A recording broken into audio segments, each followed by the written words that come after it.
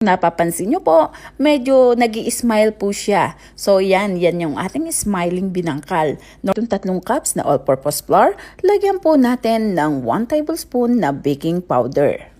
Samahan din po natin ng 1/2 teaspoon salt at syempre ang asukal po natin ay 1 cup na dark brown sugar. Pero pwede po kayong magdagdag at pwede rin po kayong magbawas depende sa inyong panlasa. Atin lang pong paghalu-haluin ang lahat ng dry ingredients. Ngayon naman ay samahan natin ng 1 piraso ng itlog. Lagyan din po natin ng 1/4 cup na cooking oil. At ngayon naman po ay ating samahan ng gatas. Bali 1.5 cup po ng evap milk ang ating ilalagay na gatas dito. Paghalu-haluin lamang po natin ang lahat ng ingredients. Kung napapansin nyo po, pakonti-konti lamang ang paglalagay ko ng gatas para po mas tansyado natin ang magiging consistency. Ang kailangan po natin dito ay hindi masyadong wet para mabilog po natin ng mas maganda. Ngayon naman po ay gamitan natin ng kamay para mas mahalo po nating mabuti. Atin lang pong imasa hanggang sa mawala yung kulay ng harina at sumama na siya sa ibang ingredients. Kapag ganito na po, ay okay na ito. Ngayon naman po ay umpisahan na natin ang paggawa ng bilog-bilog. Pwede po kayong magsukat sa 1 kutsara para po pantay-pantay ang kanyang laki. Or gawin lang po natin, depende sa size ng inyong gusto. At pagkatapos po nating bilugin ay atin lamang pagulungin dito sa sesame seeds. Pwede po kayong gumamit ng brown sesame, yung katulad po ng ginamit ko, at pwede rin naman po ang white. At ipagpatuloy lamang po natin hanggang sa matapos.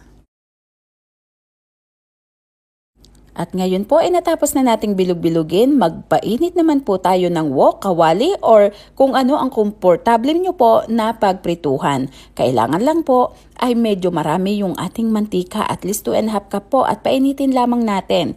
Kapag mainit na po yung mantika, ay isa-isa na nating ilagay dito ang ating binilog-bilog na dough or yung gagawin nating binangkal.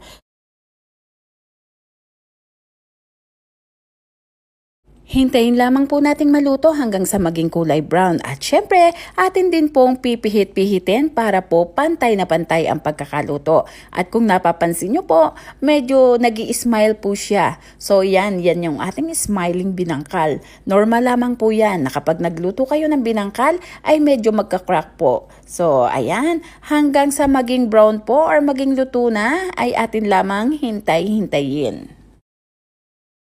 At kapag ganito na po ay okay na ito, kaya't hanguin na po natin, ilagay natin sa 1 pinggan na may paper towel para po yung mantika ay maabsorb.